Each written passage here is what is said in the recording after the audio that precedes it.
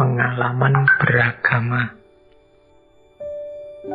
Jadi bulan ini kita belajar tentang apa yang kita alami, apa yang kita rasakan dalam menjalani agama. Kalau ditarik-tarik lebih panjang, dihubungkan dengan bidang-bidang kajian di kampus, bulan ini mungkin tema kita agak dekat dengan bidang psikologi agama. Tapi ya tentunya tema-tema pengalaman beragama ini ya kita bahas dari gaya kita sendiri, gaya ngaji filsafat yang lebih pada analisis kefilsafatan. Mungkin dulu pernah saya sampaikan apa yang terjadi kalau filsafat dipertemukan dengan agama. Beberapa waktu yang lalu banyak kan ada yang ngomong, ada kehebohan tentang apakah filsafat itu cocok dengan agama atau enggak, atau justru jangan-jangan malah merusak agama dan lain-lain. Jadi ada seorang tokoh namanya Rob Fisher yang punya teori ketika kita mendekati agama dengan jalan filsafat, ada beberapa kemungkinan yang bisa muncul. Kemungkinan pertama adalah filsafat akan menjelaskan ajaran agama. Ini nanti kalau dalam bentuk kajian namanya ilmu kalam atau ilmu tauhid. Jadi di tipe yang pertama ini filsafat menguraikan, ini loh yang diinginkan oleh agama, ini loh maksudnya ajaran ini loh yang kita imani, ini maksudnya ini. Ini namanya filsafat menjelaskan agama. Kalau dalam kajian sejarah filsafat dikenal istilah filsafat yang mengabdi kepada agama.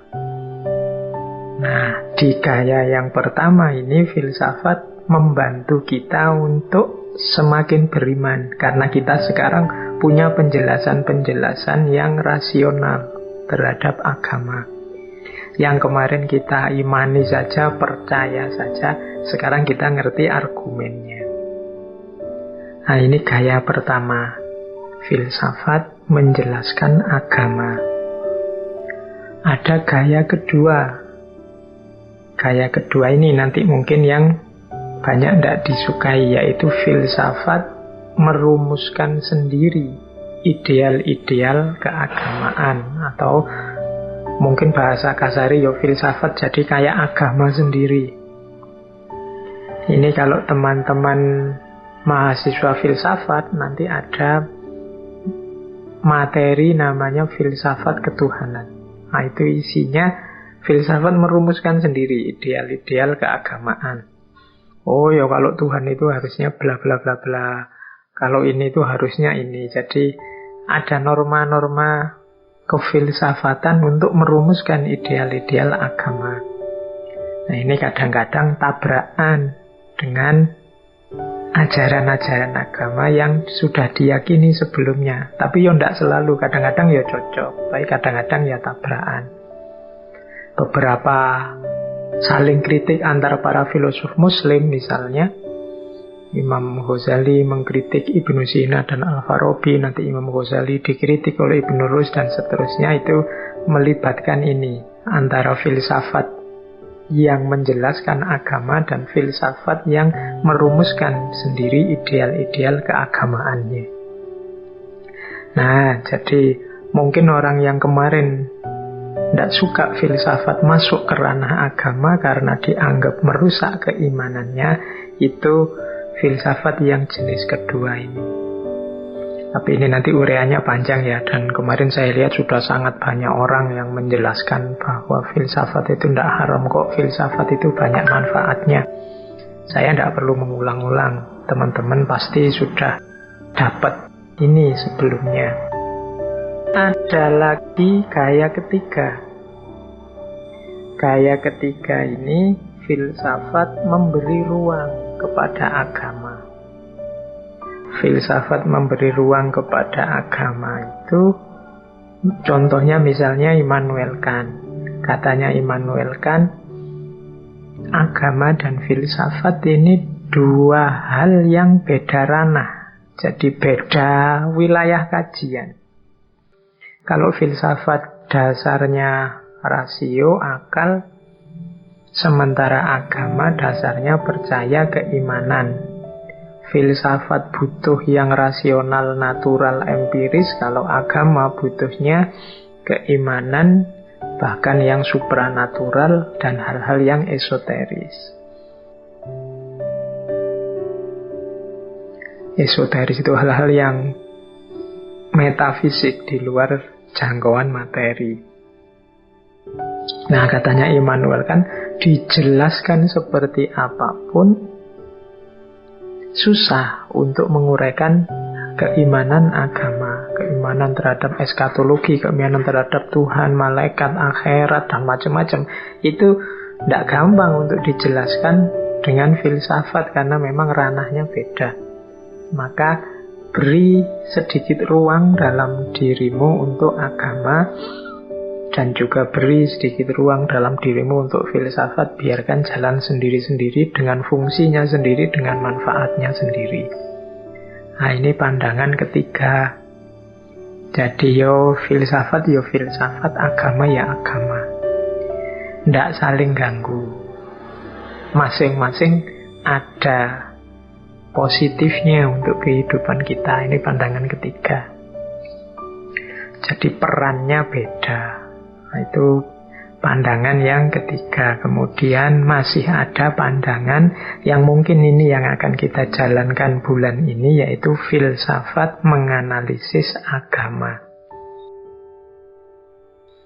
Jadi ini di gaya yang keempat ini, filsafat keluar dari keluar itu kalau dalam bidang dunia di kampus namanya jadi outsider, melihat agama dari luar.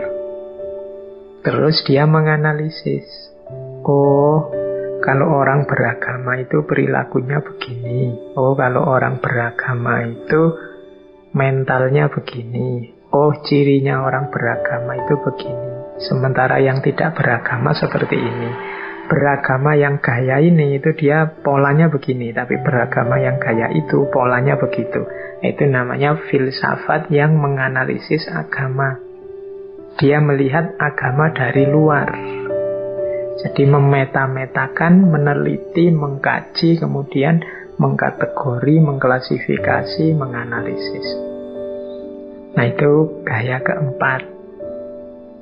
Di ngaji kita filsafat ini sebenarnya kadang-kadang beberapa gaya juga kita jalankan. Kadang kita juga gayanya kayak filsafat menjelaskan agama, ajaran-ajaran agama yang selama ini hanya kita percayai, sekarang kita jelaskan secara rasional, secara masuk akal. Kadang-kadang juga mungkin saya modelnya, ini kalau ini pakai akal, ini filsafat. Kalau agama beda lagi, yaitu gaya ketiga.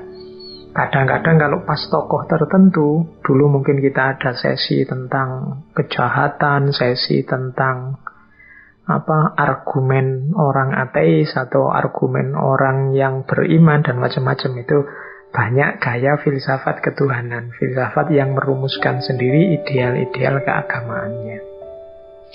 Dan yang mungkin bulan ini akan kita jalankan, kita filsafat yang menganalisis agama. Yang dianalisis apa? Nah, bulan ini kita menganalisis pengalaman beragama. Bagian jiwanya agama. Baik, kita mulai. Kelihatannya bulan ini tidak seperti bulan lalu. Kalau bulan lalu banyak tutur-tuturnya, di sini nasihat-nasihat. Bulan ini kita belajar beneran. Kita akan ketemu banyak teori-teori. Malam hari ini judul Materi kita ragam pengalaman keagamaan. Saya beri judul seperti ini. Nanti bagi teman-teman mahasiswa, materi malam hari ini sebagian besar saya ambil dari tokoh filosof pragmatis namanya William James. Beliau ini nulis Varieties of Religious Experience. Jadi macam-macam pengalaman keagamaan. Meskipun nanti saya sisipkan juga beberapa tokoh lain untuk memperkaya. Jadi yang ingin mendalami itu, tema ini silahkan akses buku itu. Bukunya agak tebal. Sebenarnya bagi mahasiswa yang belajar studi agama pasti sudah menyentuh buku itu. Karena agak tebal, mungkin teman-teman mahasiswa jadi malas membaca.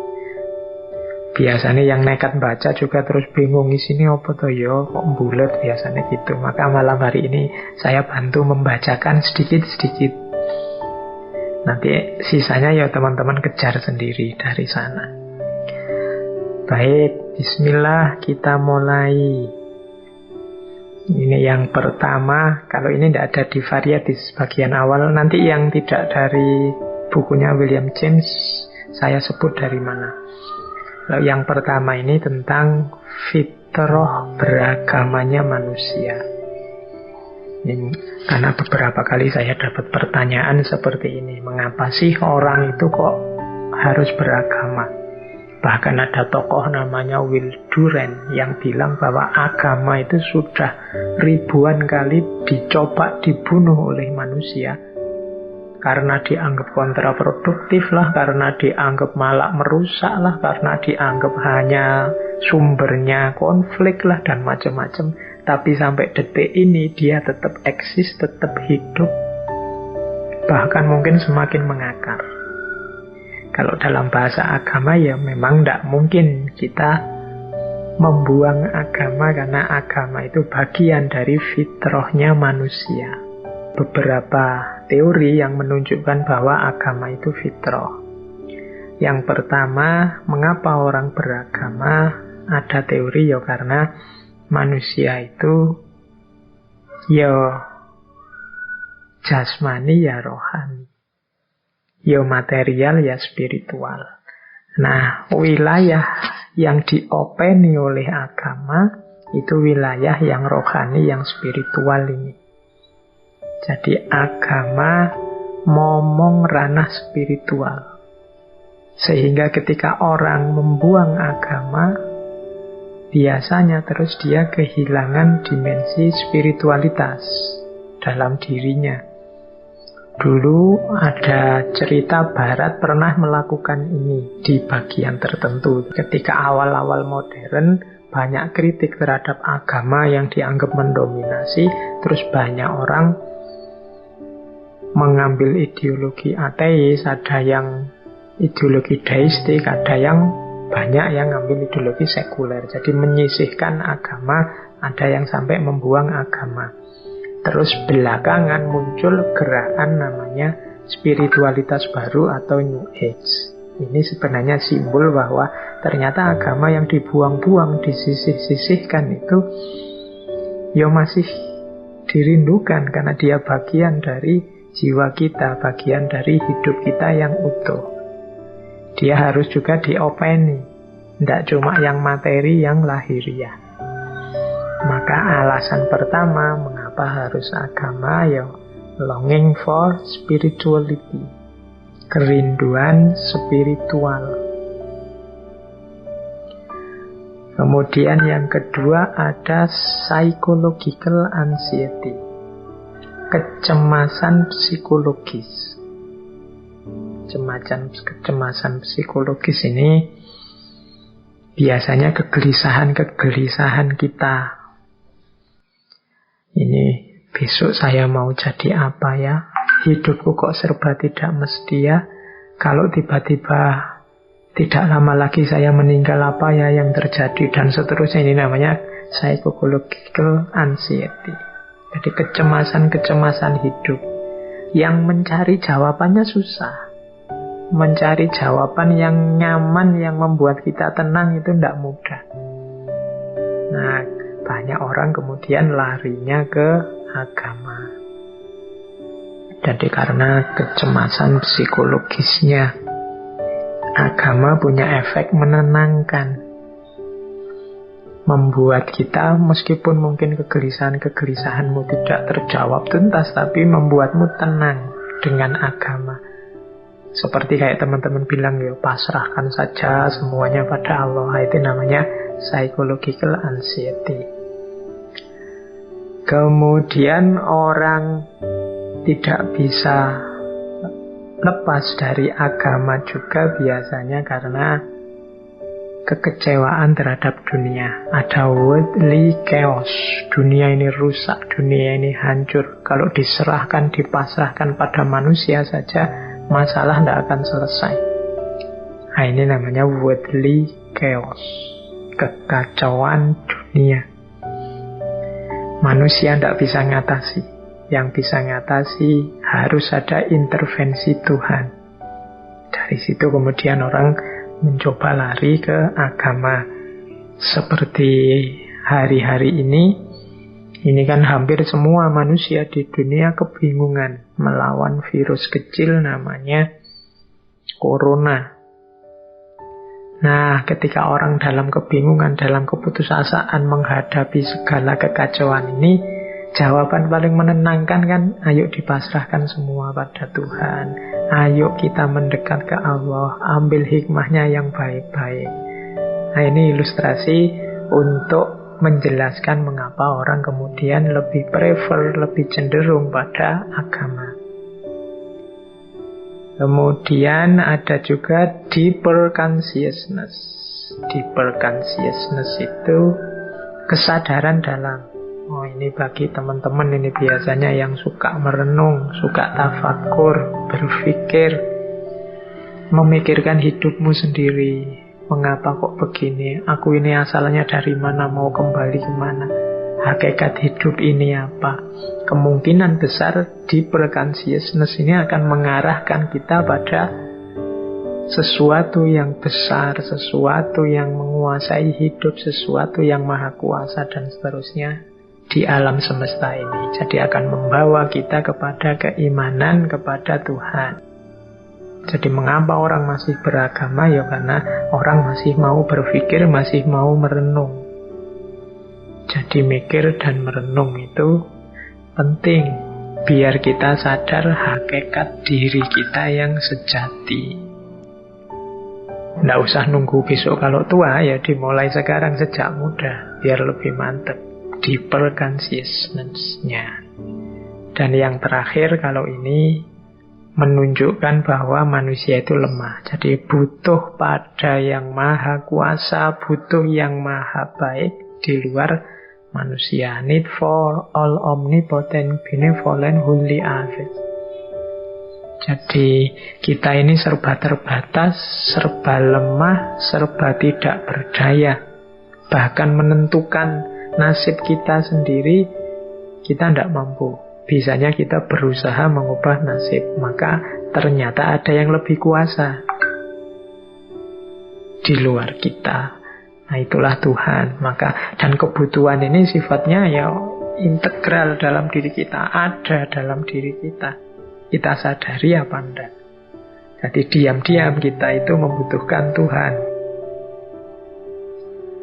Makanya ada yang punya teori bahwa seateis apapun orang, ya sebenarnya dia bukan berarti tidak beragama, tapi agamanya saja yang beda dengan kita. Mungkin dia tidak mempertuhankan Tuhan kita atau Tuhan-Tuhan dari agama-agama yang kita kenal. Tapi kemungkinan besar dia punya Tuhannya sendiri, yang dia posisikan sebagai superior, sebagai menguasai segalanya, mengatasi segalanya. Ya mungkin Tuhannya sendiri itu bisa dalam bentuk hukum alam, bisa dalam bentuk kebijaksanaan apa, atau figur, atau bahkan mungkin kekayaan materi, macam-macam. Nah, itu menunjukkan sebenarnya orang itu tidak bisa bebas, mandiri, merdeka. Seperti yang anak-anak muda, teman-teman muda sering impikan, bebas mutlak. Enggak, diam-diam kita ini butuh sesuatu, tempat kita bergantung, tempat kita bersandar. Makanya kata agama dalam bahasa Inggris, religion itu asal katanya religare. Religare itu mengikat kembali. Re itu kembali, ligare itu mengikat. Jadi mengikat kembali, karena manusia itu butuh terikat dengan sesuatu. Sehingga para sufi mengingatkan hati-hati dengan keterikatan dunia. Karena kalau orang sudah terikat dunia, biasanya lupa dengan Tuhan. Orang nggak bisa tidak terikat dengan apapun. Maka disinilah nanti kemudian orang geser ke agama, keterikatan pada yang maha kuasa, maha baik, maha segalanya. Nah, jadi mengapa beragama itu masih saja eksis hari ini dengan segala peristiwa-peristiwa yang dalam tanda petik ini seolah-olah menjatuhkan nama agama. Ini agama dianggap sumber konflik, agama dianggap biangnya kekacauan dan macam-macam. Ternyata ada beberapa faktor yang membuat susah manusia itu lepas dari agama.